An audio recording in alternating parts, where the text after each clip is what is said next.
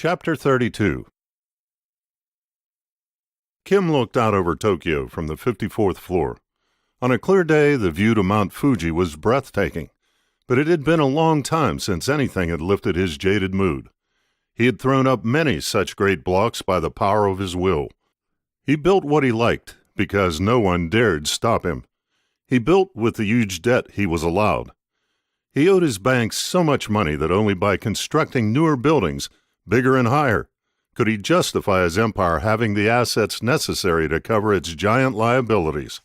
Like a staggering man about to fall, he had to run headlong to stay upright. Without forward momentum, he would come crashing to the ground. Money was a fiction, an illusion built on confidence.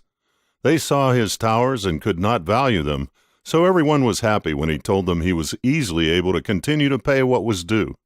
Yet they all knew that it was only the negligible interest rates in Japan that let the fiction roll on. If they had to be sold, Kim's assets could not cover his mountains of debt. His $10 billion of loans were secured by no more than $5 billion of property. If he was forced to sell them in a depressed market that had dragged on in Japan for more than 2 decades. Once he had been a mighty billionaire, but the grinding deflation of the last generation had ground once stratospheric property values back to earth. Yet the debt stayed, and all that kept it serviced was yet more borrowing. He was now a minus billionaire, living like a king off the vast loans that piled ever higher. If he could lay his hands on the regalia, he could pay everything off in one transaction. The lights of the buildings lit the heavy clouds, and the rain shone as it fell. He stared out over the vast city. Tokyo was built inside the crater of a giant active volcano. Mount Fuji was merely a pimple on the rim of a huge festering boil. One day it would explode, and everyone would die. The skies would fill with ash, and the world would fall into a decade of never-ending winter. Civilization would wilt, and humanity shrink back to a level not seen for 1,000 years.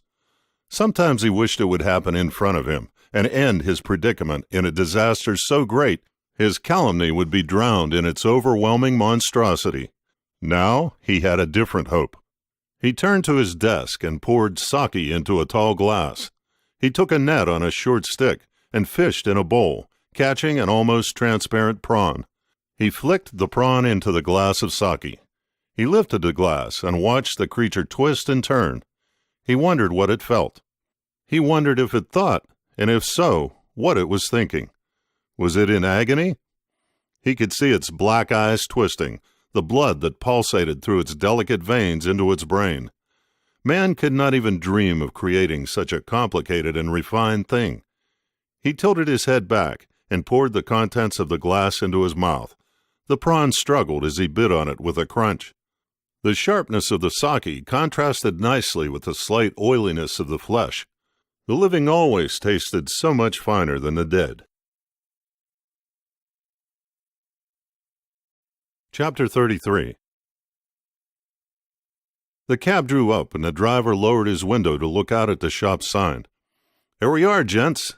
Karate arigato." The cab was made for 5 people, but the 5 Japanese men barely fitted. "Please wait," said the big guy on the curbside jump seat. "Sure, Governor," said the cabbie.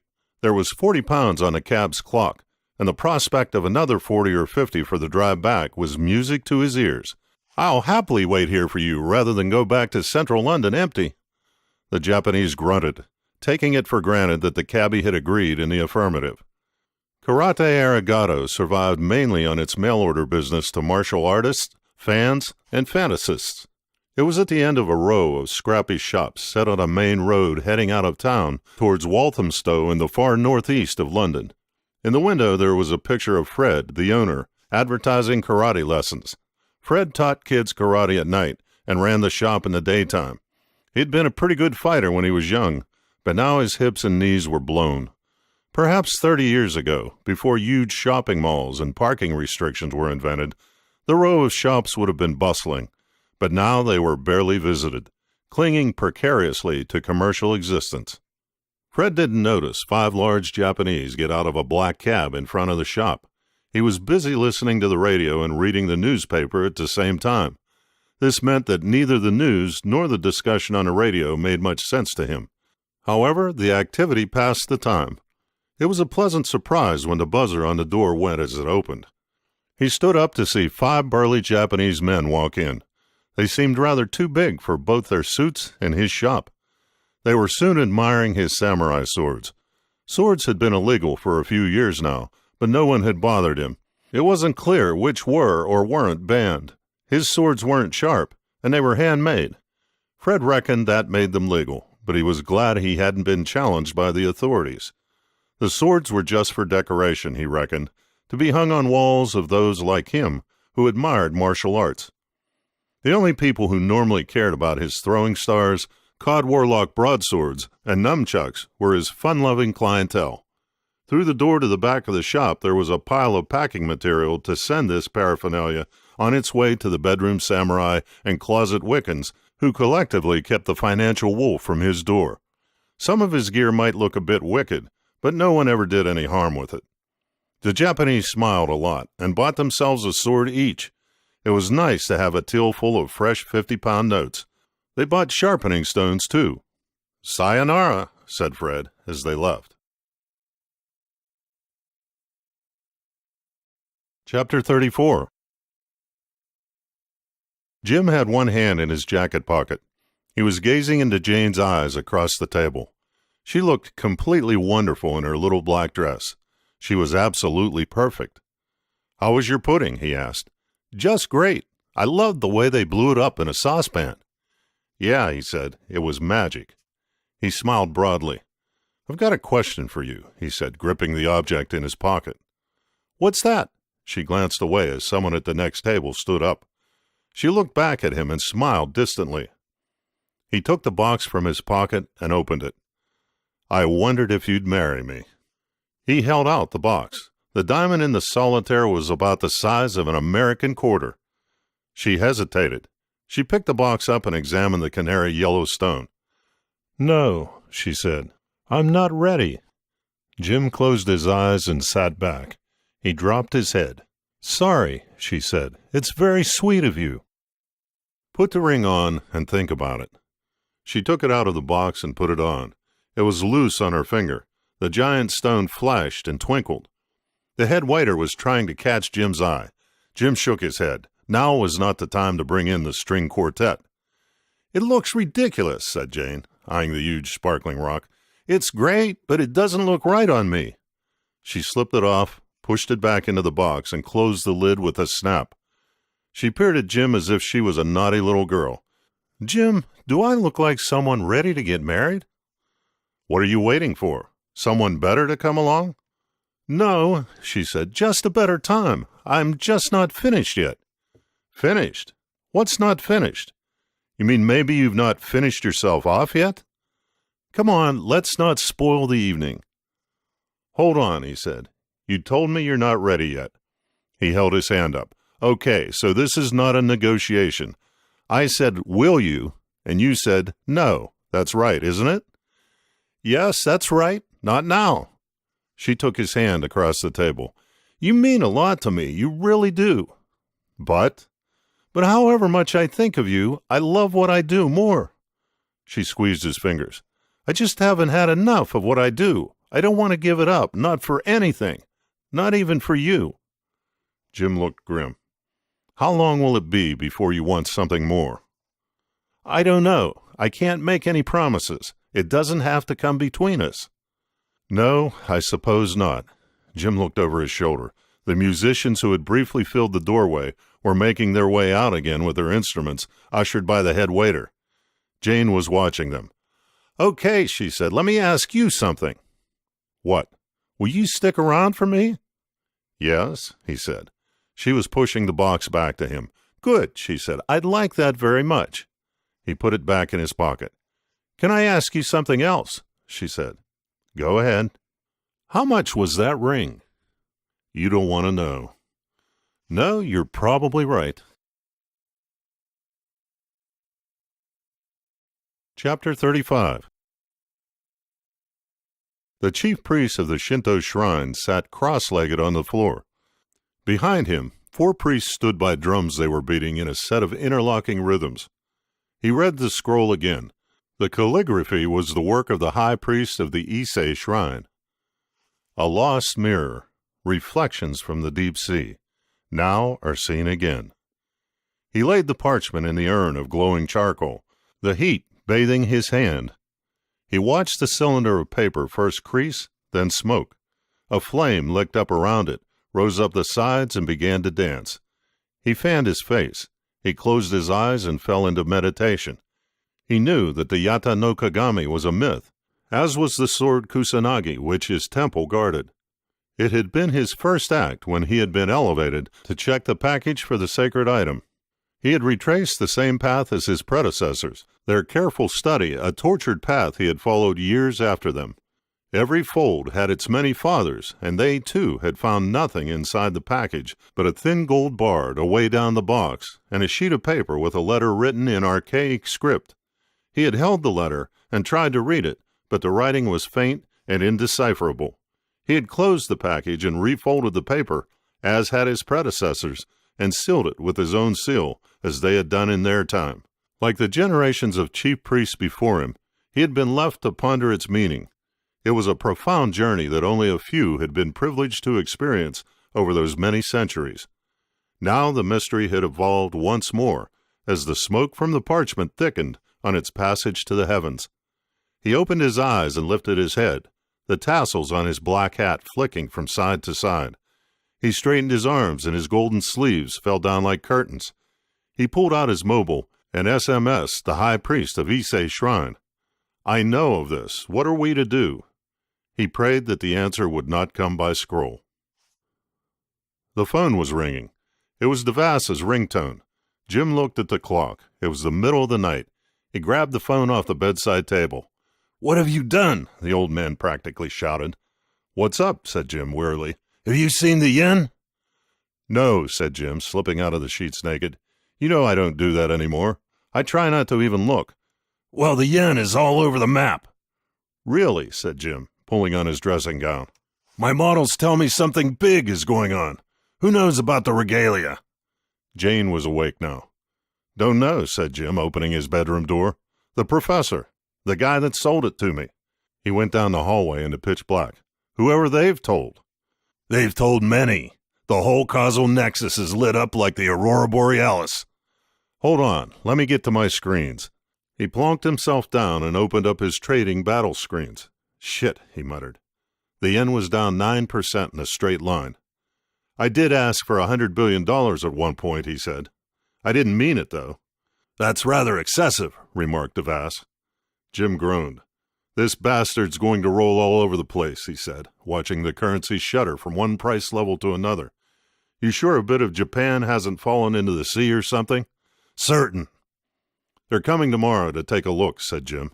"Who is?" "Well, the Japanese government, I think." "You need to be very careful, Jim," said Devas. "You're up to your ears in trouble here. This is a game you shouldn't play.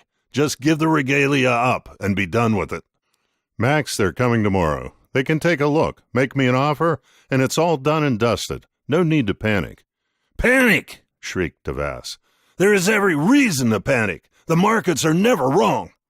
"Max, it's going to be okay. It's under control." "Jim, you're dabbling with forces you don't understand. Please be very careful."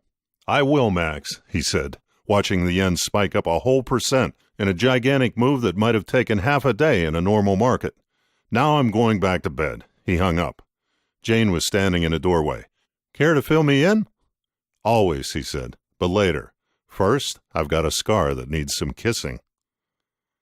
Jane wouldn't let him fall asleep after his exertions. "No, you're going to tell me now." "Later." "No, sir, now. You've had your fun, and now you have to tell me everything, as promised." He moaned. The blood was definitely draining from his brain. "Sit up and talk." She pulled a hair from his chest. "Ouch!" She plucked him again. "Get off," he said, and sat up. "All right." "Waiting to receive." Well, what I didn't tell you was that the night before the professor showed up, we had a night visitor who, unfortunately, Stafford shot dead. "Oh," said Jane, "that's not good." "And now the yen is going mental. As we both know, information spreads like honey, and all of a sudden the yen is going nuts. So we can assume a lot of people are getting to know about this. Nuts and honey, observed Jane. That sounds tasty. Are we talking muesli here? Maybe we are. Things are definitely getting flaky, he grinned. But the reason the yen is going nutty might be because they think I want $100 billion in yen for their crown jewels. That's quite a lot of money to print in a hurry. Or it might be something else altogether. Like what? Jim looked out of the bedroom windows. The moonlight flooded in through the open curtains. He grimaced. Well, I've read up on their crown jewels. They're basically the things the emperor needs to be crowned with to be the emperor. Clearly he wasn't, was he? So is he actually the emperor or not? For that matter, have any of the emperors been properly crowned since the jewels disappeared? You could imagine that the whole royal line way back into the past has never been legitimate. It's been rumored that the regalia were lost in the Middle Ages, but it's not really an issue unless they suddenly show up somewhere else. Then the whole family tree and royal line would be technically up the creek. It's like a bomb under the structure of Japanese society. It's like us waking up one day and finding the Bible was written centuries after Jesus. The Bible was written centuries after Jesus, said Jane. Oh, said Jim, was it? Jane nodded. Jim shrugged. Well, you get what I mean. Anyway, something's throwing a spanner in the works with the yen, and Max seems to think it's me. He's probably right. Would $100 billion do that? Who knows? And who knows what rumors are going around? Maybe they think it's $1 trillion. He snorted with amusement. That would be daft, wouldn't it? And pretty dangerous, too, added Jane. Well, we'll see tomorrow when these people show up. The professor said he was bringing experts who are national treasures, but I think he meant experts to see the national treasures. Chapter 36. To any child of the 70s, the cult temple looked like a tank out of the Atari arcade game Battlezone. This seemed to be missed by the followers who worshipped there. The shrine looked incongruous among the low-rise buildings of Azupudai, but it took a little effort to see it all in its bizarre entirety among its higgledy-piggledy surroundings. The entrance had a distinctly 50s sci-fi feel to it. Above the jutting alien spacecraft lines, a long, steep staircase loomed into a bay, like a portal, at the front of the building. For anyone with more imagination than it took to join a Japanese cult, Gort the robot from The Day the Earth Stood Still seemed quite likely to step out onto the top step and welcome visitors. Perhaps the massive tax breaks afforded to cults partly explained why a giant UFO-shaped building had been raised in central Tokyo, but it wasn't for financial reasons that a follower was sprinting up the loading ramp into the heart of the mighty earthbound spacecraft. He burst through the temple portal and ran down into the belly of the craft. He had to get to the master at any cost. He was panting and exhausted. Finally, he reached the inner chamber. He could hear the chanting. He threw the doors open. Around the giant pool stood the students, dressed in their white jumpsuits, their backs to the water. They were humming, their arms outstretched. The master watched the desperate man, red-faced and sweating, who was racing towards him. He clapped his hands, and the students fell backwards into the pool. Then, with a shower of laughter, they surfaced and began hugging each other. The man fell to his knees in front of the master. "Forgive me," he puffed, "but I have momentous news you must know immediately." It was the same news that across town an hour before had brought together the grim brothers of the far right. They and others believed in the old way, the way of the samurai, an era when a nobleman could summarily execute a peasant for nothing more than a funny look. In their cause to rebuild the old Japan, they sent lorries with giant speakers around Tokyo to shout their slogans and preach their creed of ultranationalism. When they got too close to sensitive embassies, the Tokyo police would pull barriers across the road and make them move on. There was a gentleman's agreement between the extremists and the authorities that the protests could continue so long as the protesters played by the rules. You could be rude as long as you were polite about it, and the ultranationalists were proper in their outrage and protest. Their extremism was moderate, inasmuch as the state's moderation was extreme. Japanese life was a tight web of unwritten and unspoken rules, but now all the rules were dead. The very spine from which these silent understandings hung had been broken. The imperial regalia, long lost, but in spirit still present, had been discovered. The myth of its reality was a lie, and the reality of the myth was true. The sacred objects of Japan were tangible. Now history had been reset 600 years back and could be started again from there. If only they could get their hands on the regalia, they could crown their own emperor and wipe the slate clean. Nobody said anything. They simply sat and smoked and drank their whiskey. Hori-san was young, but resolute. Barely 30, he would have been junior, but for his ability to raise funds and provide muscle. His connections were not particularly honorable, or his methods obvious. He won respect through his activity and zeal. With maturity, he would be an important man. He stood up. "I will act," he said, raising his glass. The others looked around to gauge the reaction of the group. Hori-san held out his glass. Mimura-san hoisted himself up, coughed, and picked up his glass from the table. Another stood, then another. Hori-san raised his glass higher. "Kanpai!" Chapter 37. Jim looked into the glass front of the bank and safe deposit center where Stafford had stashed the regalia. It had on display a large orange fiberglass cow covered with diamonds. There appeared to be a jungle and a waterfall inside.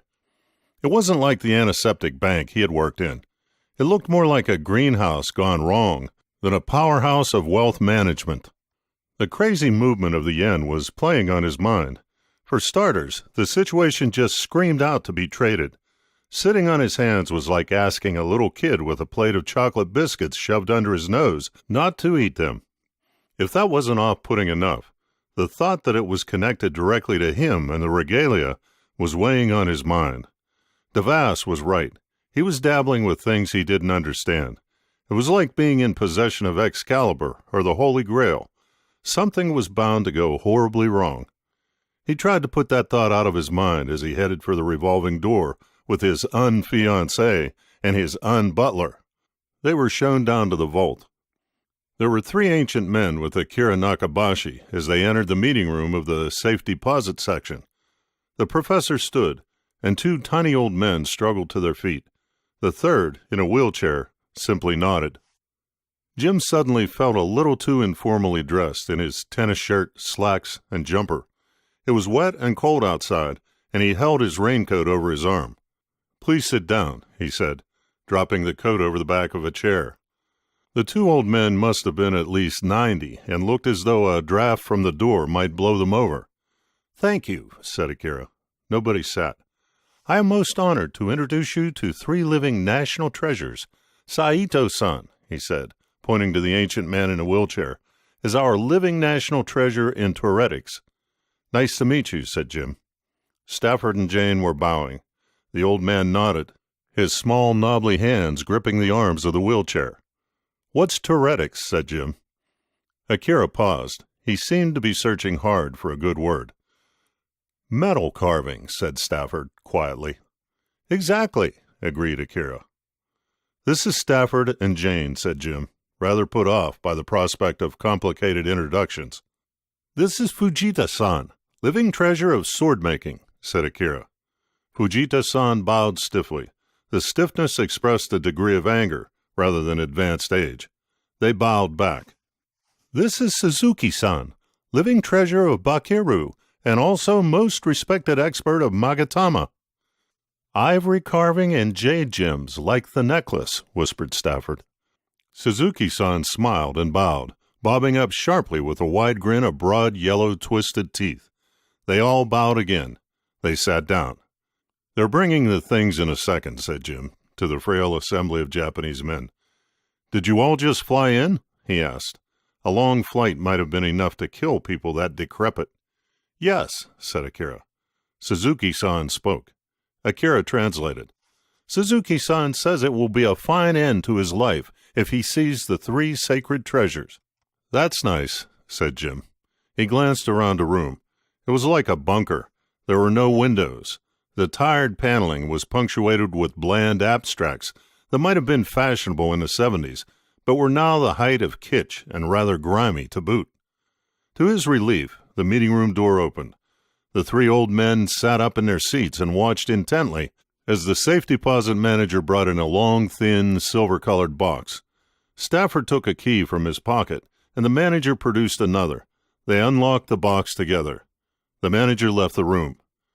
Stafford opened the box and removed what looked like a felt bag that might have held an expensive pair of shoes.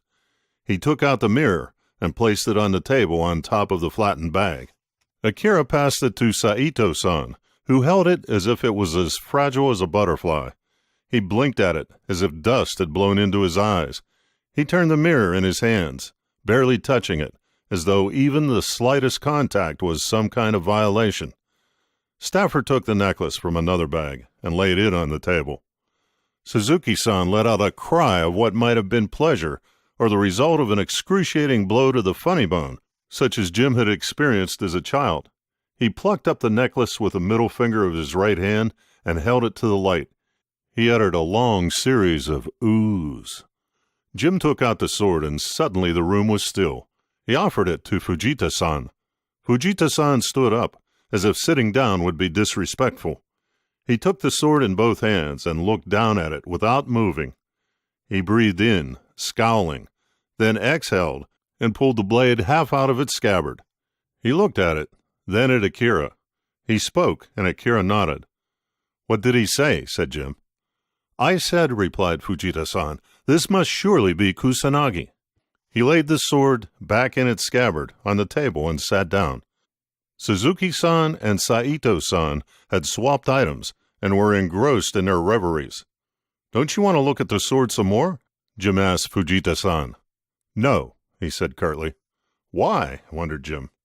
"It is not for me to handle the sword Kusanagi." "It is difficult," interjected Akira. "These are sacred items." Jim wanted to point out that the other two living treasures weren't having similar difficulties, but instead he picked up the sword himself and took it from its scabbard. It seemed to bathe in a kind of cold white light. He turned it. They were staring at him and at the flashing blade. "I'll be sorry to part with this," he said finally, sheathing it with a satisfactory flourish. Akira turned to his living treasures and spoke to them in turn. They each replied, "Hi." "I think they agree," said Jane softly. "I think you are right," said Stafford. "Thank you, Evans-san, Stafford-san." Akira seemed to ignore Jane. "Thank you so much for letting us see the regalia. I look forward to quickly resolving this matter with you." Suzuki-san stood up and touched the hilt of the sword, drawing his hand back slowly. He smiled and bowed. Fujita-san led the living treasures out of the room, Akira pushing Saito-san in his wheelchair. Suzuki-san was the last to leave, and as he went to close the door behind him, he paused and gave Jim a long, mysterious smile. The door closed. Jim sat down and slipped the necklace on. "I like this," he said, sliding it under his tennis shirt. "I might keep it." He picked up the sword and mirror and posed regally. "Maybe I can be Emperor of East London." "You look good," said Jane. "Allow me," said Stafford, taking the mirror. "In a few minutes our car will pull up outside, and we will go on to a new vault." "Who's the driver?" asked Jane, suddenly. "An old friend of yours, Superintendent Smith." "That's good," said Jim. "Trust Stafford to rustle up the best." The door opened, and the vault manager brought in a briefcase with a handcuff attached to the handle. Stafford put the mirror into its soft bag and passed it to Jim, who pushed it into the pocket of the raincoat he held over his arm. Stafford cuffed the briefcase to his hand. "It's a long time since I've been a decoy," he said. "Let's hope this instance turns out happier than the last." A flicker of reminiscence flashed across his face. He blanched and snapped back to the present. "Would you like to wear the magatama, or do you think it might be better in your other pocket?" he asked Jim. Jim touched the necklace under his shirt. He always felt a little sad taking it off. The stones felt warm against his skin, even though they weren't. "I'll leave it on," he said. He picked up his raincoat and put it on. He straightened it on his shoulders, feeling the mirror wedged deep in its left pocket. He opened the coat and slotted the sword into the inside pocket. Kusanagi slid down into the lining snugly. Stafford had made it with a needle and thread, sewing as expertly as Jim's Nan had when she darned his socks all those years ago. "As soon as Smith calls, we will go," said Stafford, sitting down with the briefcase. He adjusted the handcuff on his wrist and set his face to a determined frown. Jim felt Jane kiss his cheek. "Never a dull moment around you," she said, smiling. "Likewise," he responded. Chapter 38. Jim suddenly appreciated the broad plate-glass windows of the bank. They gave him a clear view of the street ahead. No one alarming was standing on the pavement outside. Stafford got into the revolving door and pushed ahead as Jim entered the next compartment. No sooner was he halfway round than he realized Stafford was pushing hard on the door to get out and saw, from the corner of his eye, figures rushing from the left towards them. A door of their car, a Mercedes people carrier, was opening, and Stafford was now squeezing out of the revolving door in an attempt to sprint for it. He was a couple of strides across the pavement when the figures were on him. One tried to rip the case from his grasp, but managed only to have the briefcase suspended between him and Stafford's outstretched arm. Another held Stafford fast. Jim was out of the revolving door, shouting at the top of his voice, "Hey!" There were 4 men as far as he could see. There was a flash of metal as one of the men pulled a sword, and another as Jim drew Kusanagi. The bulky Japanese standing side-on to him was raising the blade to cut Stafford's arm off. Jim didn't hesitate. He slashed Stafford's attacker. As the blows struck, Jim felt resistance in his sword. The bulky figure fell, cut in two. There was a flash to Jim's right, which he instinctively blocked with Kusanagi. The attacker's sword shattered, fragments striking Jim's head. His eyes focused on his opponent, whose arm was outstretched, his hand still clutching the broken blade. Jim thrust forwards and skewered him. He turned. Jane was landing a punch to the throat of the man still pulling on Stafford's briefcase. He focused on the man holding Stafford's other arm. He could see the shot, a diagonal blow through the base of the neck to the hip. He could just sweep his arm around and down and swat the man like a fly. It was the right blow, the perfect cut. He would touch him with the finger of death. There was terror in the man's eyes. Jim could see his fingers loosening on Stafford, could sense his enemy's realization that he was about to die. He could see everything clearly in the cold, bright light. He blinked. The Japanese let go of Stafford, and Jim waved the sword at him. The guy turned and fled across the road. Jane was bundling Stafford into the people carrier, and Jim realized he was splattered with blood. Horrified faces lined the windows of the bank, and the pavement was covered with gore. He slipped the sword into its scabbard and jumped into the vehicle. He slammed the sliding door, and Smith drove away. "What the hell was that?" shouted Smith, before calling in the incident over his radio. Stafford's wrist was bleeding, and he cursed quietly to himself as he tried to take the handcuff off. "First aid?" called Jane. "In the boot." "Going to need it fast." "Need to get clear of the scene first," called back Smith. "Got a gun?" "Yes." "Pass it back and stop the car." Jane took the pistol from Smith, and as the people carrier stopped, she jumped out and opened the boot, retrieved the kit, and sprinted back into the vehicle. "Go!" Jim was looking at Stafford's bleeding wrist. It didn't seem as bad as Jane reckoned it was. "Hold still," said Jane. She pressed a wad of bandage onto Jim's head. "Hold that there." "What?" "Just press firmly and hold still." She wrapped another bandage around his head and under his chin and fastened it with a large plaster. Stafford had freed himself of the handcuff and was staring fixedly at Jim's head. "What?" said Jim angrily.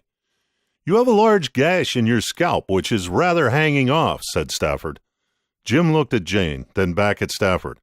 "Doesn't seem to be bleeding," he said, "and it doesn't hurt." "Give it time," said Jane. "Smith, we've got to get these guys to a hospital." "Not me," said Stafford. "I've got to get these somewhere safe." He started to bandage his wrists. Smith had put a magnetic blue light out of the window, and it was now flashing. Jim lifted the necklace over his head and put it into the other pocket. He slid out of the raincoat. "You'd better take this," he said, as he handed it to Stafford. Now there was a shooting pain in his head. Jane slipped off her jacket and unbuttoned her shirt. She folded the blouse quickly into a square. She added it to the bandages, which were sodden with blood. "Press on this, Jim. You'll be okay." "Let me out of here," said Stafford. He looked at Jim, blood trickling down from beneath the bandages. "I'll see you all later." Jane buckled Jim in. All he could hear was thunder in his ears. Akira was sitting next to the little table by his hotel bedroom window. He glanced out through the grubby net curtains onto the grimy wall of the building's inner well, put his mobile down, and sighed. Samurai carnage, said the newspaper's website. He had seen the black-suited men on a pavement as the people carrier containing himself and the living treasures had pulled away. Why hadn't the butler Stafford answered his call? Why did people never seem to have their mobile phones switched on anymore?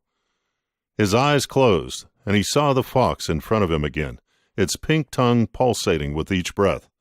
The image was the only thing that gave him strength. He had begged the head of Imperial Security for help, but the response had been stony. He was piling disgrace on himself and his family. He dwelt on the tramp and the fox. Chapter 39. Smith was reading a copy of New Scientist as he sat in a waiting room at the private clinic. Jane was motionless, her face blank. He put down the magazine. "So what's this all about?" he asked finally. "Hell knows." "May I be frank?" "You can be whoever you like," she replied, with a trace of a glare. "You don't have to tell me, but I do have to say that Jim and you have managed to put me in a rather tricky situation." "I can see that. What are you going to do?" "Nothing, at least not immediately." "That's good of you," she said. "Remind me, do you have diplomatic immunity?" "Most certainly." "Very good," he said. "Funnily enough, this is right up my alley, SO13, etc." "So you're working there now?" "Yes," he said. "Now you did tell me you were moving some valuables, and I did agree to help, and I was looking forward to dinner with you both. But I do have to ask, what exactly were you moving?" "Antiques." "You told me that." "I know." "What sort of antiques?" "Japanese antiques." "Were you expecting to be bushwhacked by a posse of ninjas?" "There was a very small possibility, hence our request." "How small a possibility?" "Infinitesimal." "What kind of antiques are they?" "Old ones." She sounded irritated. "How old?" "I'm no expert in antiques." Jane glared at him. "Do you know who attacked you?" "No." "If you did know, who would it be?" "Look, John, don't try to interrogate me. We worked together long enough for you to know better than to try that." "Okay," said Smith. "One more question, though." "Go ahead." "You saw Jim use that sword." "I was a bit occupied, but roughly speaking, yes." "You saw what he did." "I saw the aftermath." "Since when did he learn how to use a sword like that?" A flicker of doubt flashed over her face. It reddened. "I don't know." Smith had been through a lot of shit with Jane, and she had practically been his best friend for 3 whole years. He missed working with her. "I'll try to smooth the way," he said, sitting back. "But I can't promise I won't have to arrest Jim. I've had all the CCTV seized." She knew as much. Her phone had intercepted the text between him and his unit, and she had read the traffic as it went back and forth. Smith had taken charge of the incident and branded it a matter of national security on the basis Jane was involved. He was a clever operator, but not as smooth as she was. She didn't allow herself a smile. "So I guess dinner's off," she said. "That's a pity," said Smith. "I was really looking forward to it." Stafford unwrapped the replica samurai sword. He honed it in the knife sharpener until the machine started to overheat. Eventually, it cut out. He washed the sword several times, then put it in the cupboard with the hoover and the mops. He imagined the police would certainly pay a visit and want to take away the sword involved in the incident. He prepared Kusanagi's stand-in accordingly. He was once again perverting the course of injustice, and it pleased him deeply. His phone was vibrating again. It was the professor for the umpteenth time. He huffed and answered. "Yes," he said, extending the word to 3 syllables. "Stafford-san," asked Akira, "is everybody okay?" "No," replied Stafford, stretching the negative for 3 seconds. "Is someone hurt?" "Yes." "I'm so sorry," said Akira. "I don't know what happened. I saw men on the street and tried to call you." Stafford had noted that he had received a call around the time of the attack. "That was good of you." "I must see Evan-san. I must explain to him personally I had nothing to do with it. Is he all right?" "I will pass on the message," said Stafford, somewhat tersely. "And you and the lady, are you all right?" Thank you for calling." Stafford hung up, feeling he had perhaps given out too much information. He nursed his shoulder. It was starting to stiffen, even with all the painkillers coursing through his veins. A people carrier pulled up outside the front door, and at a glance he recognized it as Smith's vehicle. He made his way up the stairs to the door. Jim was fumbling with his keys when it swung open. "Thanks, Stafford," he said, walking quickly but unsteadily inside. Jane followed him. "How's your hand?" she asked Stafford as he closed the door. "Intact," he replied. She touched his shoulder and gave him a smile. "I'll take a look at your injuries in 5. "I'm quite all right." "I'll be the judge of that." Jim was slumped on a sofa in the lounge. Jane sat next to him. "You want to talk?" "Not really." "You did well." "What a disaster." "How do you feel?" "Like shit." "You're going to have the mother of all headaches tomorrow." "That's good," said Jim. She took his hand. "It's going to be okay." "Yeah, of course," he said, squeezing her hand. They sat in silence until Stafford came in, holding a tray rather awkwardly. Jane sprang up. "I thought tea was called for," he said as Jane relieved him of his load. "Thanks," said Jim blearily. "Professor Nakabashi called," said Stafford.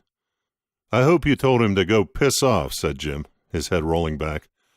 "Not in those exact words," replied Stafford. "You get the first aid pack out, and I'll be down in 2 minutes," said Jane, putting the tray in front of Jim. Jim looked down at the tea. "You go ahead. I'm all set up here." He smiled a little. "Okay," said Jane, taking her mug. "You just take it easy." Jim lay down on the sofa and tried to arrange his head on the arm, so there was no pressure on his scalp wound. It was tricky, but as soon as he found a comfortable position, he was asleep. It was a crushing feeling in his head that brought him around. His skull seemed to be in the tight grasp of a huge hand. He opened his eyes. They didn't focus to begin with, but from the pale light it looked like early morning. He felt stiff all over, and his body was reluctant to move. His head was throbbing to his pulse. He levered himself up with difficulty, the duvet that covered him falling to one side. Jane was asleep on the facing sofa. There was a glass of water on the table and a pot of painkillers, with 2 laid out by it, waiting for him. He reached for the pills and swallowed them, then drank the water. He got up groggily and went to his computer. Yesterday was all over the news. He squinted at it. North Korean terrorists attack tourists. He wondered if he was dreaming. Mystery have-a-go hero fights back. He noticed Jane standing behind him. "Smith must have done a cover-up," he said. "Well, it wasn't me," said Jane. "Maybe they were North Koreans." "Why?" "There's plenty of bad blood between North Korea and Japan. Imagine what stunts they could pull if they got hold of the regalia." Jim's head was pounding. "I think I'll go upstairs and get some more kip." "Good plan." It was 11 o'clock. Jim was watching the FTSE 100 trade. His head was still hurting badly, and the painkillers didn't seem to be working. It was a gray, overcast morning, the cloud hanging low over the river, which was rising to high tide. Jane was reading a book on Burma. He got up and sat beside her. "I feel awful," he said. She put the book down. "You're in shock." "I'm not," he said. "Denial is normal," she said gently. "I'm not in denial." "It's okay," she said. "I'm not in denial," he insisted grumpily. "Don't be angry. It's absolutely fine." "I'm not angry," he said, standing up. His head rewarded him for the sudden jolt with a shooting pain. He held it in both hands. "Argh!" She raised an eyebrow and pursed her lips. "Okay, I might be angry, but not with you." The front door buzzed. "Who the hell is that?" he snapped, and stormed off towards the hall. "I'll deal with this," said Stafford, as they met by the door. "Who is it?" "The professor." "What?" Jim exploded. "I'll send him away. Please, leave it to me." "No," said Jim. "I want to tell him personally to take a long walk off a short damn pier." Stafford turned to let him pass, looking down at the CCTV feed from the front door. Their unexpected caller was alone. Jim swung the door open. Akira reeled back, clearly horrified to see Jim's head swathed in bandages. "What do you want?" said Jim, slightly disarmed by the professor's expression. "Evan-san, I'm so very sorry to trouble you. Can I come in?" "No." Akira's head dropped. I understand. This was not my doing. Really? Do you expect me to believe you didn't send those Koreans? They were not Koreans. Jim's mind went temporarily blank. How do you know? I saw them as I left. They were Japanese. I tried to call. How do you know they were Japanese? They did not look like North Koreans. They looked like Japanese. Forgive me to know the difference. Who were they then? I don't know. Jim struggled to think over the pulsating pain in his head. I'll tell you what. Until things get back to normal, I'm doing nothing. This shit has got to stop. If I get one more problem, I'll throw the damn regalia into the sea, and that will be an end to it. Or donate them to the British Museum, came Stafford's voice from inside. No, said Jim. I'll chuck them into the North Sea. Please believe me, said Akira, stooping as if he was carrying a hefty weight. I only want to recover the regalia. I mean you no harm. I'm so sorry for what has happened. I understand you can't forgive, but please believe me. Just make sure nothing else happens. When I'm ready, I'll get in touch, said Jim. But I can't ensure that. What is happening is out of my hands. Too many people must know now. I cannot calm the tempest. It is out of control. That's your problem. No, said Akira, it is our problem. I'll be in touch. Jim closed the door with what was almost a slam. Stafford watched the professor turn away. He looked bereft. Stafford stroked his chin. Jane cut off the patch into Jim's CCTV and put her mobile down. Jim walked in. What was that? She asked innocently. That bloody professor. I know I tried to chop your head off a couple of days ago, but this time it wasn't me. The door buzzer went, and simultaneously Jane's BlackBerry, face down, skipped across the table. Who the hell's that? Exclaimed Jim, spinning around as Jane snatched up her phone. He's not back again, is he? It's Superintendent Smith, called Stafford. What ho! Smith greeted him, with an edge of sarcasm, it seemed to Jim. Do come in, Inspector. Stafford gave as good as he got. Jim's mood lifted. John, he said, going into the hall. He shook his friend's hand. How's the head? Okay, said Jim. Hurts like crazy, but it's okay. Jane got up from Jim's computer. Hey, John, what's the story on the NKs? Koreans, he shrugged. A likely story. We thought you might have made it up, said Jim, sitting down on the sofa. Not me. He turned to Jim. Who was that at your door just now? John, intercepted Jane. Can we do without the interrogation?